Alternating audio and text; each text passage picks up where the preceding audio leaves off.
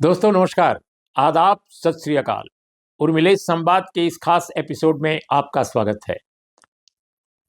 दोस्तों, कांग्रेस पार्टी जो देश की सबसे पुरानी पार्टी है, लंबे समय तक सत्ता में रही है, अब आज की तारीख में वो बहुत बुरी तरह परेशान है, बेहाल है, कंगाल है। वो कहे न कहे इन शब्दों में अपनी बात, लेकिन सच यह है कि वो कंगाली की तरफ बढ़ रही है। और ये बात उसी पार्टी के बड़े बड़े नेताओं के बयान के आधार पर मैं ये कह रहा हूं।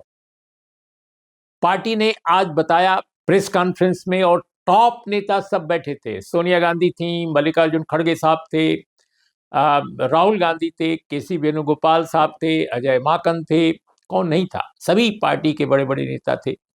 और इन लोगों ने कहा कि उनके खाते आईटी ने फ्रीज कर लिए, इनकम टैक्स डिपार्टमेंट ने। और यह भी आरोप लगा दिया कि सरकार की शाह पर किया गया है, सरकार की इच्छा से किया गया है, सरकार के न चाहने पर ऐसा होता नहीं। दूसरी बात, उन्होंने ये कहा कि जो 210 करोड़ रुपए का जुर्माना उस पर पेनल्टी लगाई गई है, वो भी ठीक नहीं है, गैर कानूनी है। अजय माकन ने उस पर स्पष्टीकरण दिया कि साहब, हमारी जो गलती है, जो अनियमितता का जो आरोप लगा है हम पर अपने पेमेंट वगैरह को लेकर या आकलन को लेकर, असेसमेंट वगैरह को लेकर, वो 0.07% की कथित अनियमितता है। पर आईटी ने जो पेनल्टी लगाई है वो 210 करोड़ की लगा दी है। तो ये बहुत ज्यादा है, मतलब ये जरूरत से ज्यादा है, और ऐसा किसी पॉलिटिकल पार्टी, किसी इंडिविजुअल के खिलाफ आमतौर पे नहीं होता रहा है। तो जो इम्पोज किया गया है जुर्माना, वो अस्वाभाविक है, ये उनका कहना है। लेकिन जो आईटी डिपार्टमेंट है, उसके जितने स्तर हैं, सभी स्तरों पर उसको जायज ठहराया गया है।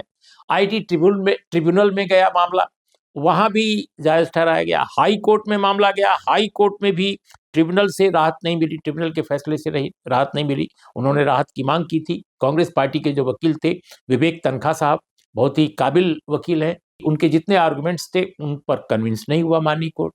लेकिन माननीय कोर्ट में, हाई कोर्ट में अब एक मामला अभी भी लंबित है, और वो जो मामला है वो है जो 105 करोड़ की वसूली के लिए जो नोटिस आया है दिल्ली हाई कोर्ट में, उस पर संभवतः अभी सुनवाई हुई है, लेकिन वो फैसला रिजर्व रखा गया है।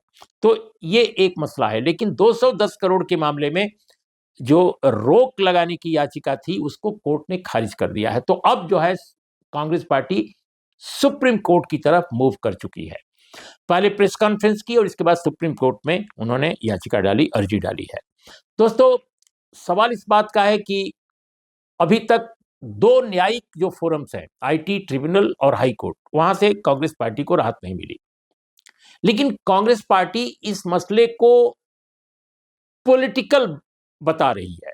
उसका कहना है कि चुनाव से ऐन पहले ये सब किया जाना और चुनाव के दरमियान सारे खातों का फ्रीज होना अपने आप में ये कोशिश है कि हमारी पार्टी पोस्टर न लगा सके, हमारी पार्टी विज्ञापन अपना बुक न करा सके टेलीविजन पर, अखबार में या सोशल मीडिया पर, हमारी पार्टी ट्रेन की टिकट अपने नेताओं कार्यकर्ताओं का न कटा सके, हमारी पार्टी एरोप्लेन हवाई जहाज का टिकट ना खरीद सके, हमारी पार्टी अपने उम्मीदवारों को पैसा ना दे सके। तो ऐसे में जो एक लेवल प्लेइंग फील्ड की बात होती है डेमोक्रेसी में, किसी भी डेमोक्रेटिक कॉन्टेस्ट में, वो तो गायब है सिरे से। तो जब आपने लेवल प्लेइंग फील्ड ही नहीं मुख्य अपोजिशन पार्टी के साथ सत्ता पक्ष के बीच में नहीं रखा है, तो ऐसे में चुनाव का क्या मतलब है, और चुनाव कैसे डेमोक्रेटिक कहा जा सकता है? ये डेमोक्रेटिक सिस्टम ही नहीं रह गया है। और राहुल गांधी ने तो एक कदम और आगे बढ़कर कहा कि जो भारत को कहते हैं कि हम डेमोक्रेटिक हैं, डेमोक्रेटिक हमारा निजाम है, कंट्री है या शासन है, वो बिल्कुल सिरे से गलत है। हम अब डेमोक्रेटिक नहीं रह गए हैं, उनका ये कहना था। उनकी बात को किसी ने कॉन्ट्रडिक्ट भी नहीं किया। अब सवाल इस बात का है कि ये मामला है क्या? अब कांग्रेस लगातार कह रही है, और भी पॉलिटिकल पार्टी उसकी एक तरह से हाँ में हाँ मिला रहे हैं, लेकिन खुल के कोई नहीं आ रहा है, क्योंकि इसमें चूंकि जुडिशरी का मामला इन्वॉल्व है। लेकिन मैंने देखा कि आज टेलीविजन चैनलों पर कुछ अपोजिशन पार्टीज, उन्होंने कांग्रेस के स्टैंड को एक तरह से इंडोर्स किया है। तो जब कांग्रेस के लोग कह रहे हैं कि ये एक तरह का टैक्स टेररिज्म है। और ये जो टैक्स टेररिज्म है यानी टैक्स आतंकवाद विद इन द कोर्ट, और ये इसके पीछे सरकारी कोशिश है। तो उनका ये कहना है कि ये विपक्ष को डराने के लिए है ताकि विपक्ष उनको अपोज ही न कर सके चुनाव में, उसकी पूरी की पूरी तैयारी को कुंद कर दिया जाए और इस तरह उसको जीत हासिल हो जाए। वो कहीं भी जो चाहे जिसको चाहे उसको बर्बाद कर दे। तो जो किसी आम आदमी को, आम परिवार को या एजेंसियों को या संगठनों को जिसके साथ बिहेव करती रही है, वो अब देश के मुख्य विपक्षी दल के साथ कर रही है। ये कांग्रेस का कहना है। अब बीजेपी का क्या कहना है? बीजेपी के नेता इसको सिरे से खारिज करते हैं और उनका यह कहना है कि आपने गलती की तो गलती की तो भुगतान कीजिए। आपकी बात तो ट्रिब्यूनल भी रिफ्यूज कर चुका है, हाई कोर्ट भी रिफ्यूज कर चुका है, आप और ऊंची अदालत में जाइए, लेकिन आप सरकार पर झूठा इल्जाम मत लगाइए कि सरकार ने ऐसा किया है। बीजेपी के लोग ये कह रहे हैं दोस्तों। लेकिन एक और बात जरूर इसमें बहुत महत्वपूर्ण है जो हमें आपको बतानी चाहिए कि कांग्रेस के नेता कह रहे हैं कि जब पॉलिटिकल पार्टीज आईटी यानी इनकम टैक्स के दायरे में नहीं है तो फिर इतनी टूल देकर कांग्रेस पार्टी के हिसाब किताब की जो एक मामूली अनियमितता है उसमें इतना बड़ा क्यों एक फैसला किया गया, और वो भी चुनाव के समय। उनका ये भी कहना बहुत महत्वपूर्ण है। इस पर मुझे लगता है कि जरूर कोर्ट में भी विचार हो सकता है या कांग्रेस चाहेगी कि इसका विचार वो संज्ञान ले कोर्ट, कि ये कह रहे हैं कि 1994-95 जब सीताराम केसरी साहब थे पार्टी के वो नेता, तो उस वक्त का जो असेसमेंट पर नोटिस हमको दिया गया था उस पर भी अब नोटिस आ रहा है। इसके अलावा उनका कहना है कि जो मौजूदा जो मामला अभी है वो मोतीलाल वोरा जब कांग्रेस के नेता थे और कोषाध्यक्ष भी थे, वो 2017-18 का है। इस पर ये जो नोटिस है वो इस पर है।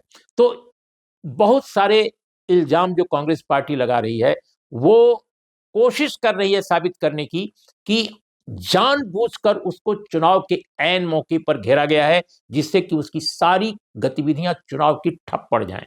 और उसका यह कहना है कि निर्वाचन आयोग को भी इसमें संज्ञान लेना चाहिए था, कॉग्निजेंस लेना चाहिए था, जो उसने नहीं लिया।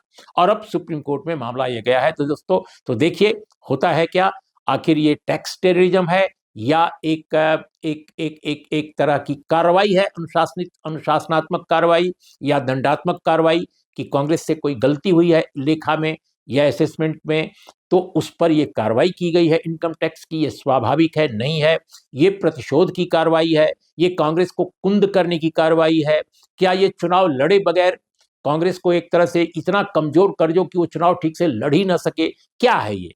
तो मुझे लगता है कि देखना पड़ेगा, और ये भी देखना पड़ेगा कि समाज की, उसके समर्थकों की, पार्टी के और उसके उसके उसके नेताओं की इस पर क्या प्रतिक्रिया होती है। आई मीन जो बातें आज कही गई हैं, टॉप लीडरशिप ने पार्टी के कहा है, इस इलेक्शन में उसको किस रूप में लोग ले रहे हैं। मुझे लगता है इन चीजों को जरूर देखना चाहिए कि आगे किस तरह से कांग्रेस पार्टी अपने को पेश करती है और वाकई इसको जनता टैक्स टेररिज्म मानती है या नहीं मानती है। अगर मानती है तो उसकी क्या प्रतिक्रिया होती है। तो दोस्तों आज इतना ही। नमस्कार, आदाब, सत श्री अकाल।